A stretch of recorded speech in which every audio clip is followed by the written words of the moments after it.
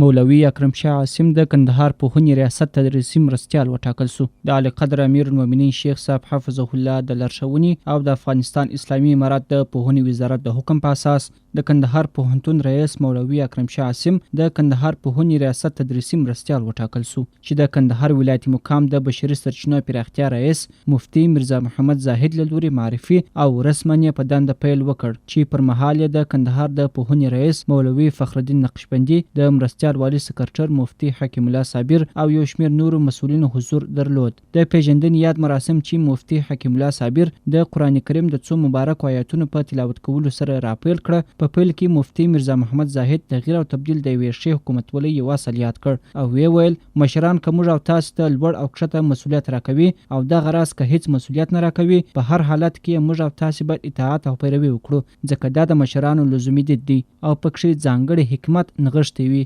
ښاغلي زاهد پوهنې ریاست خورا مهمه اداره یاده کړه او نوي تدریسي مرستیال ته په چارو کې د بریالیتوب هیله وښوده او دغه ریاست له مسؤلینو، کارکوونکو او ټولو مامورینو یې غوښتنه وکړه ترڅو ورسره بشپړه همکاري وکړي. الله تعالی فرمایي تاسو د الله تعالی اطاعت کوئ او د الله تعالی د رسول اطاعت کوئ او د اولي الامر اطاعت کوئ. نو په همدې اساس باندې همیشه موږ دا وایو چې تغییر او تبدیل دا د حکومتولۍ یو اصل دی، دا به خامخا راځي او خصوصا بیا په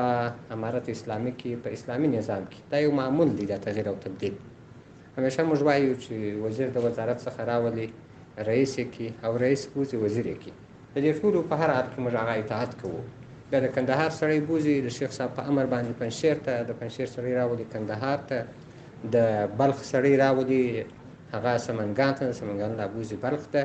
دا د مشرانو امر دی، موږ به د هغو په هر حال کې اطاعت کوو. د پوهنې ریاست نوي تدریسي مرستیال مولوي اکرم شاه عاصم ویل د الله جل جلاله څخه ډېر راضي یو چې د یو اسلامي نظام تر چتر لاندې په امن او سوکالۍ کې ژوند کوو. نوموړي له مشرتابه مننه وکړه چې پر دی باور وکړ او یو ځل بیا یې په یو اکاډمیک او علمي مرکز کې مسؤلیت وروسپاره او زیاته یې کړه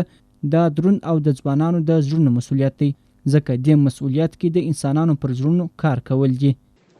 او الحمدلله ډېر په دې خوشحاله یو چې د مشرانو پر موږ دا پیرزوینه ده او دا د دوی یو اطمینان دی چې موږ ته په یو اکاډمي او علمي ځای کې وختونه کې ځای راکوي.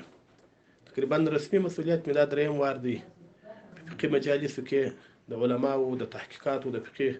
خدمت و د فتح سمخ کې یو نیم کال خدمت راکړی او بیا د پوهنتون یو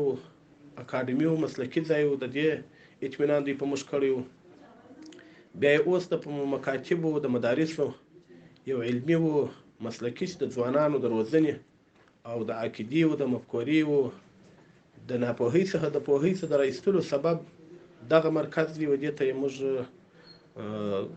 خادمان ټاکلي یو یا معرفي کړي یو. په دې ډېر خوښ یو الحمدلله. د کندهار د پوهنې رئیس مولوي فخرالدین نقشبندي هم خبرې وکړې او د ریاست له ټولو مامورینو او کارکوونکو یې غوښتنه وکړه ترڅو د نوي تدریسي مرستیال سره بشپړه همکاري وکړي. په وروستیو کې د کندهار ولایتي مقام د بشري سرچینو پراختیا رئیس مفتي میرزا محمد زاهد د نوي ټاکل شوي تدریسي مرستیال د ټاکل کېدو حکم ولوست او تر هغه وروسته د ټولو مسؤلینو له لوري د مسؤلیت پر چوکۍ کښېنول سو او هم ټولو په چارو کې د بریالیتوب په مخه ورته دعاوې وکړې.